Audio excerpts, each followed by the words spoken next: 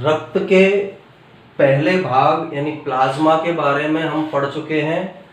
इसके बाद रक्त का सेकंड पार्ट आता है रुधिर कणिकाएं या रक्त कणिकाएं। और रक्त कणिकाओं के प्रकारों को भी हमने पढ़ा है। 3 प्रकार की होती है, first RBC, second WBC, third को बोला जाता है प्लेटलेट्स। तो सबसे पहले हम आरबीसी या लाल रक्त कणिका या रक्ताणु या एरिथ्रोसाइट के बारे में स्टडी करेंगे। इन्हीं को लाल रक्त कणिकाओं को ही आरबीसी बोला जाता है। सेकंड नेम रक्ताणु है, एरिथ्रोसाइट भी इन्हें ही बोला जाता है। अब सबसे पहली विशेषता लाल रक्त कणिकाओं की ये है, कुल रक्त कणिकाओं का लगभग 99% आरबीसी होती है, यानी डब्ल्यूबीसी और प्लेटलेट्स केवल 1% मात्रा में पाई जाती है। तो बहुत अधिक संख्या में आरबीसी रक्त के अंदर पाई जाएगी। सेकंड, केंद्रक रहित होती है। जो लाल रक्त कणिकाएं हैं वो केंद्रक रहित होगी और उभयावतल होती है। उभयावतल का मतलब है ये इस तरह की स्ट्रक्चर होती है। लाल रक्त कणिकाएं गोलाकार या उभयावतल प्रकार की पाई जाती है। इसके दोनों सतह अवतल होते हैं, तो केंद्रक रहित और उभयावतल होगी। इसका व्यास 7 से 8 म्यूएम होता है, माइक्रोमीटर, और मोटाई 2 माइक्रोमीटर या म्यूएम होती है। अब पुरुष और स्त्री में आरबीसी की संख्या में अंतर पाया जाता है। जैसे वयस्क पुरुष में आरबीसी की संख्या 52 लाख प्रति घन mm होती है। एक एडल्ट के अंदर, मैन के अंदर 52 लाख प्रति घन mm आरबीसी पाई जाती है, जबकि वयस्क महिला में 47 लाख प्रति घन mm आरबीसी पाई जाती है। तो वयस्क महिला की तुलना में वयस्क पुरुष में आरबीसी की संख्या अधिक होती है। इसके बाद आरबीसी के अंदर एक विशेष प्रकार का अणु उपस्थित होता है जिसे हम हीमोग्लोबिन कहते हैं। अब हीमोग्लोबिन की कुछ विशेषताएं हैं। जैसे सबसे पहले तो यह एक प्रकार का संयुग्मी प्रोटीन है।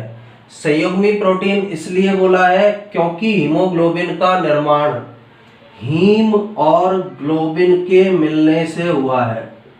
हीम और ग्लोबिन के आपस में मिलने से हीमोग्लोबिन बना है, इसलिए इसे संयुग्मी प्रोटीन कहते हैं। दूसरा श्वसन वर्णक है। श्वसन क्रिया के अंदर हम लोग पढ़ चुके हैं कि ऑक्सीजन को ले जाने में सहायक है, ऑक्सीजन इसके साथ जुड़कर ऑक्सी हीमोग्लोबिन बनाती है। CO2 को ले जाने में सहायक है, कार्बोक्सी हीमोग्लोबिन का निर्माण होता है दोनों के मिलने से। तो श्वसन क्रिया में सहायक है, गैसों के परिवहन में सहायक है, इसलिए इसे श्वसन वर्णक बोला जाता है।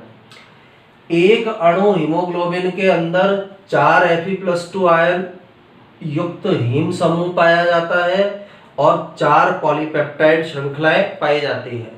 तो 4 Fe+ युक्त हीम समूह और 4 पॉलीपेप्टाइड श्रृंखलाएं आपस में मिलकर एक अणु हीमोग्लोबिन का निर्माण करेगी। ऑक्सीजन के साथ जुड़कर यह ऑक्सी हीमोग्लोबिन का निर्माण करता है और इसमें आरबीसी में या हीमोग्लोबिन में कार्बोनिक एनहाइड्रेज एंजाइम उपस्थित होता है, जिसके बारे में हम श्वसन तंत्र वाले चैप्टर में पढ़ चुके हैं। यह एंजाइम कार्बनिक अम्ल बनाने में सहायक है और कार्बनिक अम्ल के विघटन से H+ आयन और बाइकार्बोनेट आयन बनाने में सहायक होता है। हीमोग्लोबिन की मात्रा 15 ग्राम पर डेसीलीटर होती है। औसतन जो इसकी मात्रा है हीमोग्लोबिन की 15 ग्राम पर डेसीलीटर इसकी क्वांटिटी या मात्रा पाई जाती है। और यह रुधिर के लाल रंग के लिए आवश्यक होता है या लाल रंग के लिए जिम्मेदार होता है। हमारे ब्लड का जो कलर है रेड कलर, वह रुधिर का रेड कलर या लाल रंग हीमोग्लोबिन के कारण होता है। हीमोग्लोबिन की उपस्थिति के कारण ही हमारी रुधिर का जो कलर है वो लाल पाया जाता है। अब रुधिर का कलर कई प्रकार का होता है, केवल लाल रंग नहीं मिलता है। किन्हीं जंतुओं में हरा रंग भी पाया जाता है, किन्हीं में नीला मिलता है, किन्हीं जंतुओं के अंदर बैंगनी मिलता है। तो वहाँ अलग अलग प्रकार के श्वसन वर्णक उपस्थित है, इसलिए नीला रंग मिलेगा, हरा रंग मिलेगा, बैंगनी रंग मिलेगा। जैसे नीले रंग के लिए जो जिम्मेदार होता है वो वर्णक होता है हीमोसाइनिन। यदि ब्लड का कलर नीला है तो नीले कलर के लिए जो वर्णक जिम्मेदार होगा वो वर्णक है हीमोसाइनिन। यदि ब्लड का रंग हरा है, हरे कलर का ब्लड भी पाया जाता है कुछ जंतुओं के अंदर, जैसे जंतु का नाम है हर्मिट शू क्रैब।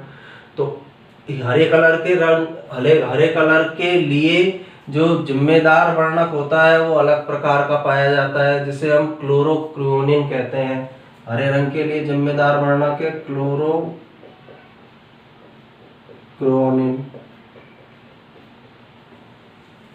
तीसरा, पर्पल कलर भी पाया जाता है। पर्पल कलर के लिए जिम्मेदार होता है बैंगनी रंग के लिए हीमोएरिथ्रिन।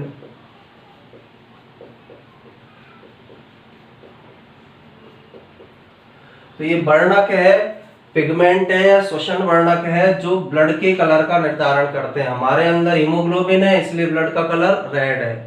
कुछ जंतुओं में ब्लड का कलर नीला होगा, जैसे कुछ कीटों के अंदर नीला पाया जाता है, तो उसका कारण है उनके ब्लड में कौन सा वर्णक पाया जा रहा है, हीमोसाइनिन।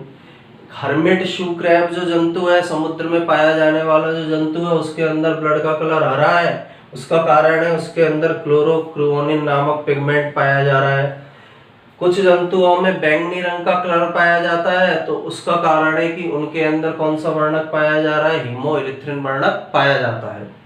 तो वर्णक के द्वारा ही रक्त के कलर का डिटर्मिनेशन किया जाता है या रक्त के कलर को निर्धारित किया जाता है।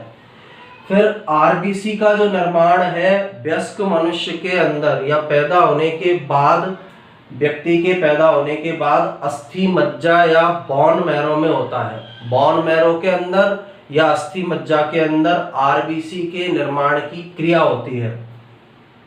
जीवन काल इनका लगभग 120 दिन होता है। आरबीसी की जो जीवन अवधि है उसका मान लगभग 120 दिन है।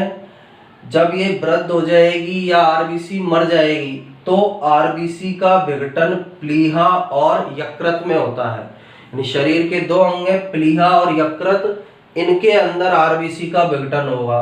और प्लीहा के अंदर बहुत अधिक संख्या में आरबीसी या मृत आरबीसी पाई जाती है, इसलिए इसे आरबीसी का कब्रिस्तान भी कहते हैं। जो प्लीहा है उस प्लीहा को आरबीसी का कब्रिस्तान भी कहा जाता है, क्योंकि यहाँ पर बहुत अधिक संख्या में मृत आरबीसी इकट्ठी रहती है, इसलिए प्लीहा को आरबीसी का कब्रिस्तान कहते हैं। अब जब इनका विघटन होगा तो इसके अंदर आरबीसी में जो हीमोग्लोबिन अणु पाया जा रहा है, अब हीम और ग्लोबिन से बना है। हीमोग्लोबिन जो अणु है, हीमोग्लोबिन अणु का निर्माण दो पदार्थों से हुआ है, हीम और ग्लोबिन। हीम का मतलब होता है आयरन, ग्लोबिन एक प्रकार का क्या है, प्रोटीन। तो प्रोटीन जो है ग्लोबिन, वह तो अमीनो अम्लों के अंदर टूट जाता है। जब आरबीसी का विघटन होगा तो ग्लोबिन प्रोटीन अमीनो अम्लों के अंदर टूट जाएगा, उसे शरीर में काम में ले लिया जाता है इन अमीनो अम्लों को। हीम या आयरन जो है उसको यकृत में संग्रहित कर लिया जाता है। जो हीम या आयरन जो है उसका यकृत में संग्रहण कर लिया जाएगा, इसे यकृत में इकट्ठा कर लिया जाएगा। इसके अलावा जो भी पदार्थ है, शेष भाग जो भी बचते हैं आरबीसी के, हीमोग्लोबिन के अणु के, उनको बिलीरुबिन और बिलीवर्डिन पित्त वर्णक में बदल दिया जाता है। जो भी एक्स्ट्रा भाग रहेगा, इनका अतिरिक्त जो भी भाग है, शेष भाग को बिलीरुबिन बिलीवर्डिन में बदल दिया जाएगा और ये पित्त वर्णकों को फिर उत्सर्जित कर दिया जाता है। ये बिलीरुबिन बिलीवर्डिन के कारण ही मल के रंग का निर्धारण होता है, तो इन वर्णकों का फिर पित्त वर्णकों का उत्सर्जन करते हैं। तो ये आरबीसी के बारे में है कि आरबीसी कितनी संख्या में पाई जाती है, कौन कौन से भाग मिलकर इसका निर्माण करेंगे, कितना व्यास होता है, कितने परसेंट ये पाई जाती है। इसके बाद हम डब्ल्यूबीसी के बारे में स्टडी करेंगे और इसका भी आप स्क्रीनशॉट ले सकते हैं।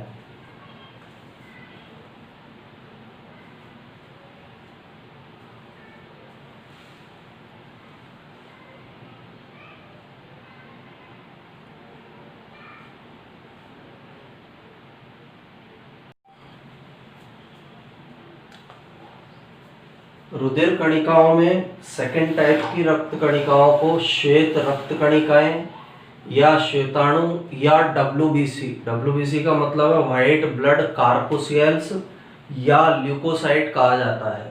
तो 4 नाम है। पहली वाली हमने आरबीसी पढ़ी थी, सेकेंड टाइप की डब्ल्यूबीसी है जिसे श्वेत रक्त कणिका, श्वेताणु, ल्यूकोसाइट के नाम से भी जाना जाता है। अब इनकी जो विशेषताएं हैं, पहला ये केंद्रक युक्त रंगहीन कणिकाएं होती है। आरबीसी में हमने पढ़ा था केंद्रक रहित कणिकाएं हैं, रंग पाया जा रहा है उनमें, लेकिन ये केंद्रक युक्त रंगहीन कणिकाएं होंगी। सेकंड, इनकी संख्या 7000 प्रति घन mm होती है। आरबीसी के कंपैरिजन में बहुत कम पाई जाती है। और आरबीसी और डब्ल्यूबीसी की संख्या का यदि हम अनुपात लिखें तो वो 600:1 होता है। यानी हमारे रक्त के अंदर प्रत्येक 600 आरबीसी की तुलना में केवल 1 डब्ल्यूबीसी पाई जाती है। तो ये आरबीसी और डब्ल्यूबीसी का अनुपात 600:1 होगा। निर्माण इनका अस्थि मज्जा और लसिका ऊतकों में होता है। अस्थि मज्जा के अंदर भी ये निर्मित होती है। लिम्फोइड टिश्यू जो है या लसिका ऊतक जो है उनके अंदर भी डब्ल्यूबीसी का निर्माण होता है। जीवन काल 4 से 5 दिन होगा और अमीवीय गति उपस्थित होती है जो इनका एक विशेष लक्षण है। यानी जब डब्ल्यूबीसी मूवमेंट करती है तो अमीबा के समान इसमें गति पाई जाती है या अमीबीय गति उपस्थित होती है जो डब्ल्यूबीसी या श्वेताणु का विशिष्ट लक्षण होता है। अब डब्ल्यूबीसी के प्रकार है जो हम पहले पढ़ चुके हैं कि 2 मेन प्रकार के अंदर बांटा है, कणिका में डब्ल्यूबीसी और दूसरी वाली है कणिका रहित डब्ल्यूबीसी। कणिका में डब्ल्यूबीसी को भी 3 टाइप में बांटा है, इओसिनोफिल, बेसोफिल और न्यूट्रोफिल। जबकि कणिका रहित डब्ल्यूबीसी को 2 प्रकार के अंदर बांटा गया है, एक मोनोसाइट है, एक लिम्फोसाइट है, जिनके बारे में हम इससे पहले पढ़ चुके हैं। अब इन्हें ही हमें डिटेल में पढ़ना है। तो डब्ल्यूबीसी का सबसे फर्स्ट टाइप है कणिका में डब्ल्यूबीसी या इसे ही ग्रेन्युलोसाइट भी कहा जाता है। कणिका में डब्ल्यूबीसी को ही ग्रेन्युलोसाइट के नाम से भी जाना जाता है। अब नाम के अंदर ये कणिका में यानी ऐसी डब्ल्यूबीसी जिनके कोशिका द्रव्य में कणिकाएं उपस्थित होंगी। तो इन डब्ल्यूबीसी के कोशिका द्रव्य में कणिकाएं पाई जाती है। सेकंड, इनका केंद्रक बहुरूपी होता है, अलग अलग आकार का, अलग अलग रूप का केंद्रक पाया जाता है, इसीलिए इन्हें बहुरूपी केंद्रक युक्त डब्ल्यूबीसी भी कह सकते हैं। अलग अलग आकार रूप में मिलेगा, जैसे ये रूप है, ये रूप है, ये रूप है, तो बहुरूपी केंद्रक उपस्थित है, इसलिए बहुरूपी केंद्रक युक्त डब्ल्यूबीसी भी इन्हें बोला जाता है। थर्ड, केंद्रक अनेक पिंडों से बना होता है। पिंडों की संख्या 2 से लेकर 7 हो सकती है। यानी अलग अलग प्रकार की कणिका युक्त डब्ल्यूबीसी में, कणिका में डब्ल्यूबीसी में केंद्रक अनेक पिंडों से बना होगा। अब सबसे पहला प्रकार है कणिका में डब्ल्यूबीसी या ग्रेन्युलोसाइट का न्यूट्रोफिल। न्यूट्रोफिल के नाम के अंदर ही है न्यूट्रल शब्द का मतलब होता है उदासीन। तो ऐसी कणिका में डब्ल्यूबीसी जो अम्लीय या क्षारीय दोनों ही अभिरंजकों से बैंगनी अभिरंजित हो जाती है। यानी उदासीन है, चाहे अम्लीय डालोगे अभिरंजक तो भी बैंगनी कलर आएगा, क्षारीय अभिरंजक काम में लेंगे तो भी बैंगनी कलर आएगा, तो उन्हें न्यूट्रोफिल के नाम से या उदासीन रंजी के नाम से जाना जाता है। यानी अम्लीय का उपयोग किया अभिरंजक का तो भी पर्पल या बैंगनी कलर आएगा, क्षारीय का उपयोग किया तो भी पर्पल या बैंगनी कलर आएगा, इसलिए इन्हें न्यूट्रोफिल कहते हैं। इनके केंद्रक में 2 से 7 पिंड पाए जाते हैं। यानी हमने बनाए 4 पिंड, 2 से लेकर 7 तक पिंड इनके केंद्रक के अंदर पाए जा सकते हैं। थर्ड, इनमें कोशिका पारण या डाईपेडेसिस की क्षमता होती है। अब डाईपेडेसिस क्या होता है, कोशिका पारण क्या होता है? कोशिका भित्ति के आर पार जाने का गुण। कोशिका भित्ति जो है, कोशिका झिल्ली जो है, उसके आर पार जाने के गुण को कोशिका पारण कहते हैं। तो ये कोशिका झिल्ली के आर पार आसानी से जा सकती है, तो कोशिका पारण या डाईपेडेसिस की क्षमता इनके अंदर पाई जाएगी। कुल कणिका में WBC का ये 62% होती है और जीवाणुओं को नष्ट करने में न्यूट्रोफिल सहायक होती है। यानी उदासीन रंजी WBC या न्यूट्रोफिल के द्वारा जीवाणुओं को नष्ट करने में सहायता प्रदान की जाती है। इनके द्वारा विभिन्न प्रकार से जीवाणुओं को नष्ट किया जाता है, जीवाणुओं को ये डिस्ट्रॉय करेगी। ये इसका डायग्राम है। अंदर केंद्रक है, केंद्रक के अलावा कणिका में है, इसलिए इस तरह के कण इसके अंदर उपस्थित होंगे। Second, eosinophil. इओसिनोफिल इसलिए नाम दिया है क्योंकि इओसिन एक अम्लीय अभिरंजक है और जब इन WBC पर अम्लीय अभिरंजक इओसिन डाला जाता है तो ये गहरे लाल या गुलाबी रंग में अभिरंजित हो जाती है। तो ये गहरी लाल या गुलाबी रंग के अंदर ये अभिरंजित होगी। तो ऐसी WBC है जो अम्लीय अभिरंजक इओसिन से अभिरंजित होती है, इसलिए इन्हें इओसिनोफिल नाम दिया गया है। गहरी लाल या गुलाबी रंग की हो जाती है। केंद्रक में दो पिंड मिलते हैं, ये दो पिंड दिखाई दे रहे हैं हमें। केंद्रक के अंदर दो पिंड पाए जाएंगे। थर्ड, इनके अंदर एंटी हिस्टामिनिक गुण पाया जाता है। इओसिनोफिल में एंटी हिस्टामिनिक गुण मिलेगा। एंटी हिस्टामिनिक गुण का मतलब होता है परजीवी के संक्रमण या एलर्जी क्रियाओं के समय इनकी संख्या बढ़ जाती है और ये अपनी संख्या को बढ़ाकर उस परजीवी को नष्ट करने का या उस एलर्जी को कम करने का कार्य करती है। इस प्रकार के गुण को एंटी हिस्टामिनिक गुण कहते हैं। तो परजीवी के संक्रमण के समय और एलर्जी क्रियाओं के समय इनकी संख्या में वृद्धि होगी और ये परजीवी के संक्रमण को और एलर्जी क्रियाओं को रोकने का कार्य करती है।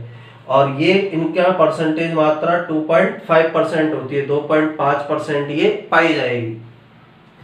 Third, basophil.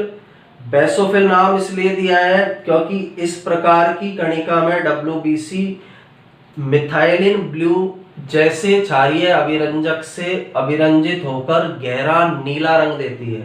यानी यहाँ पर जब क्षारीय अभिरंजक का यूज किया जाएगा मिथाइलिन ब्लू का, तो इन WBC में जो कण पाए जा रहे हैं वो गहरे नीले रंग के अभिरंजित हो जाते हैं। अब क्षारीय अभिरंजक से अभिरंजित हो रही है ये कणिकाएं, इसलिए इनको बेसोफिल नाम दिया गया है। केंद्रक में 2 से लेकर 3 पिंड पाए जा सकते हैं। यहाँ हमने 3 पिंड इसके केंद्रक के अंदर बनाए हैं। और कोशिका द्रव्य में विभिन्न आकार के कण होते हैं। जो इनका कोशिका द्रव्य मिलेगा उसमें अलग अलग आकार के, कोई कण बड़े आकार का होगा, कोई कण छोटे आकार का पाया जाएगा। थर्ड, इनके द्वारा हिस्टामिन और हिपेरिन को उत्पन्न किया जाता है। हिस्टामिन एक एलर्जी उत्पन्न करने वाला पदार्थ है और हिपेरिन एक स्कंदन क्रिया के अंदर काम में आने वाला या स्कंदन को रोकने वाला पदार्थ है। हिपेरिन जो एक एंटीकोगुलेंट या प्रतिस्कंदक पदार्थ होता है जिसके कारण रक्त का स्कंदन नहीं होता है हमारे शरीर के अंदर। जब वो बह रहा है, जब क्लॉटिंग नहीं होगी, तो उस हिस्टामिन और हिपेरिन को उत्पन्न करने का कार्य बेसोफिल के द्वारा किया जाता है और इनकी संख्या 0.5% होती है। तो ये जो 3 प्रकार है हमने कणिका में WBC या ग्रेन्युलोसाइट्स के पढ़े हैं। इसके बाद WBC का एक और प्रकार है जिसे हम कणिका रहित WBC कहते हैं, ए ग्रेन्युलोसाइट कहते हैं। उसके अंदर भी 2 भागों में उसे विभाजित किया गया है। पहले को हम मोनोसाइट कहते हैं, दूसरे को हम लिम्फोसाइट या लसीकाणु कहते हैं। तो इसके बाद हम कणिका रहित WBC या ए ग्रेन्युलोसाइट WBC के बारे में स्टडी करेंगे और इसका भी आप स्क्रीनशॉट ले सकते हैं।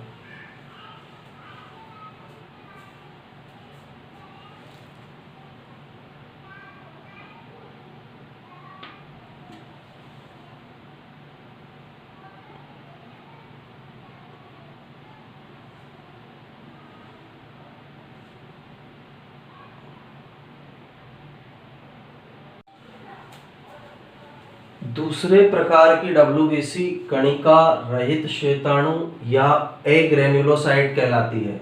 इससे पहले हमने कणिका में श्वेताणु या WBC के बारे में पढ़ा है।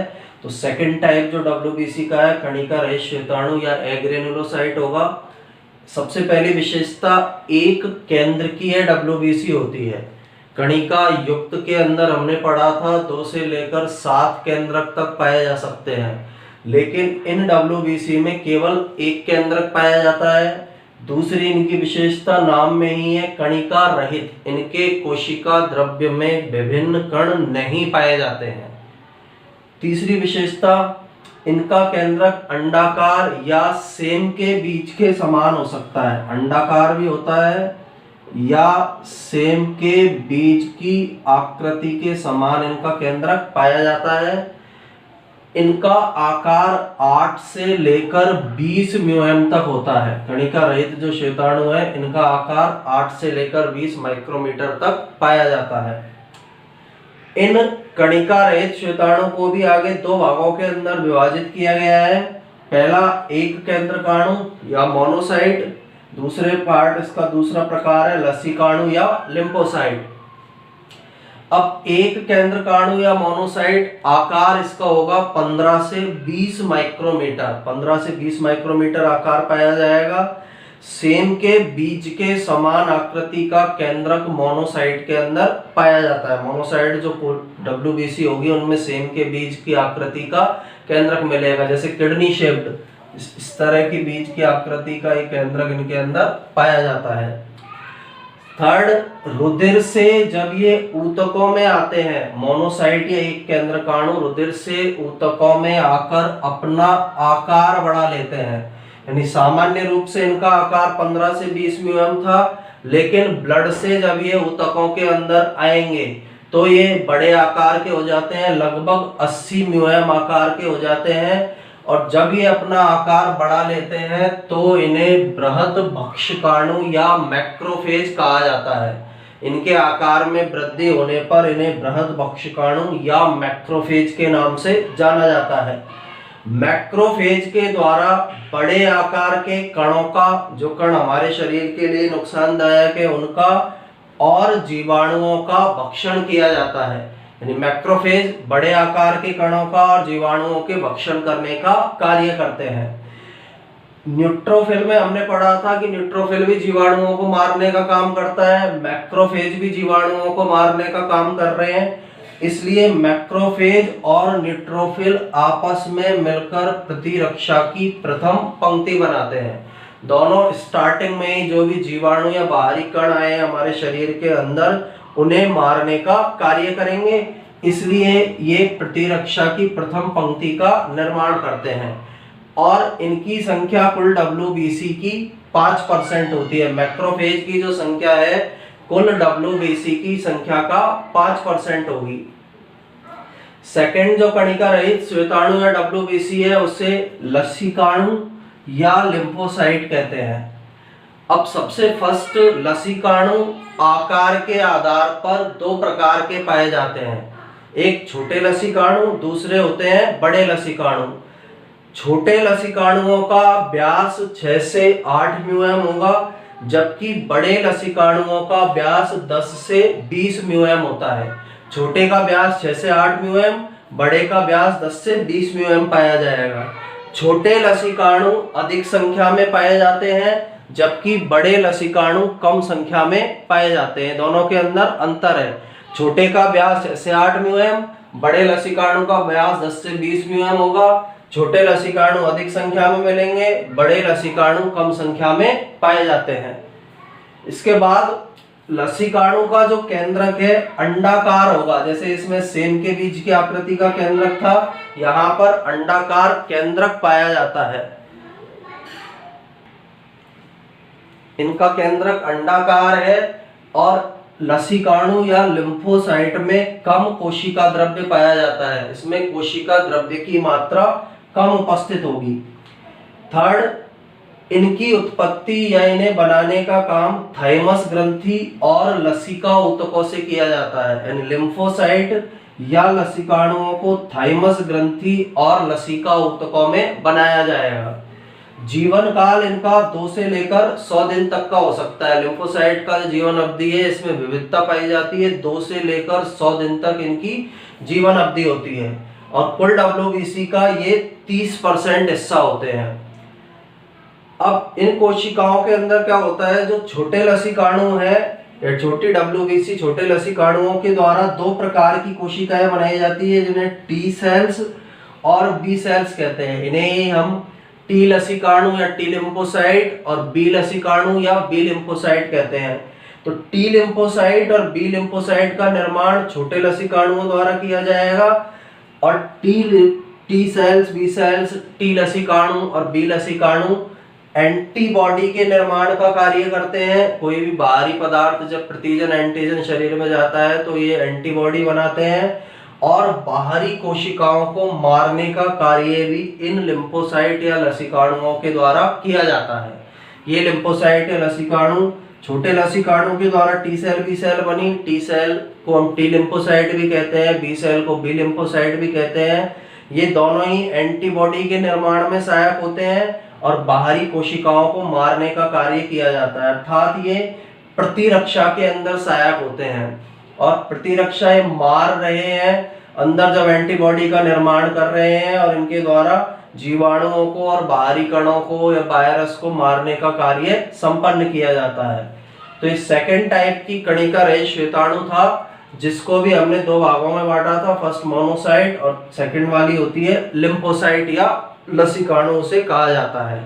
अब इसके बाद हम प्लेटलेट्स के बारे में स्टडी करेंगे कि प्लेटलेट्स के अंदर कौन कौन सी विशेषताएं पाई जाती है। इसका भी आप स्क्रीनशॉट ले सकते हैं।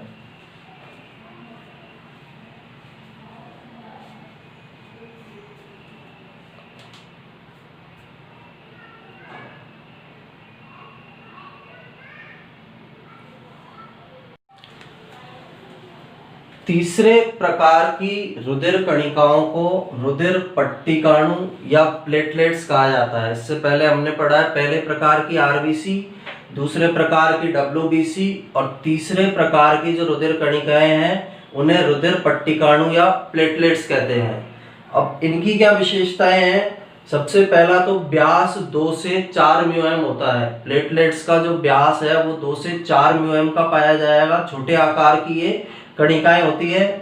केंद्रक इनके अंदर एब्सेंट होता है, जैसे स्तनधारियों की आरबीसी में केंद्रक नहीं मिलता है उसी तरह से प्लेटलेट्स के अंदर भी केंद्रक नहीं पाया जाता है।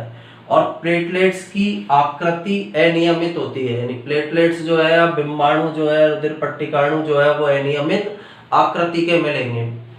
इनका निर्माण भी अस्थि मज्जा के अंदर संपन्न होगा। जिस तरह आरबीसी डब्ल्यूबीसी का निर्माण हो रहा है अस्थि मज्जा में, उस तरह से इनका निर्माण भी अस्थि मज्जा में संपन्न होता है। इनकी संख्या 3 लाख प्रति घन mm होती है। जो प्लेटलेट्स है 1 मिलीमीटर में या 3 लाख प्रति घन मिलीमीटर की संख्या में पाई जाती है। जीवन काल इनका 5 से 7 दिन होता है और जब ये वृद्ध हो जाएगी या मृत हो जाती है तो इनका विघटन यकृत और प्लीहा में किया जाता है। आरबीसी के समान इनका विघटन यकृत और प्लीहा में होगा। और कार्य प्लेटलेट्स का होता है ये रुधिर के थक्का निर्माण में प्रमुख भूमिका निभाते हैं, या रुधिर की क्लॉटिंग की जो क्रिया है, चोट लगने पर रुधिर के रुकने की जो क्रिया है, रुधिर के स्कंदन की जो क्रिया है, उसके अंदर प्लेटलेट्स या रुधिर पट्टिकाणु महत्वपूर्ण भूमिका निभाते हैं। अब ये जो हमने पढ़ी है रक्त कणिकाएं, इन रक्त कणिकाओं की प्रतिशतता हमने पढ़ी थी कि 45% रक्त कणिकाएं पाई जाती है और 55% प्लाज्मा पाया जाता है जो रक्त का तरल भाग है। तो ये जो रुधिर कणिकाओं की प्रतिशतता है, इस रुधिर कणिकाओं की प्रतिशतता को हेमेटोक्रिट वैल्यू या हेमेटोक्रिट के नाम से भी जाना जाता है। यानी हमारे रक्त में रुधिर कणिकाओं की प्रतिशतता को हेमेटोक्रिट वैल्यू के नाम से जाना जाता है, जिसका मान 45% होता है और 55% रक्त के अंदर प्लाज्मा पाया जाएगा। तो इस लेक्चर में हमने ब्लड के बारे में पढ़ा है कि किस तरह से परिसंचरण तंत्र पाया जा रहा है।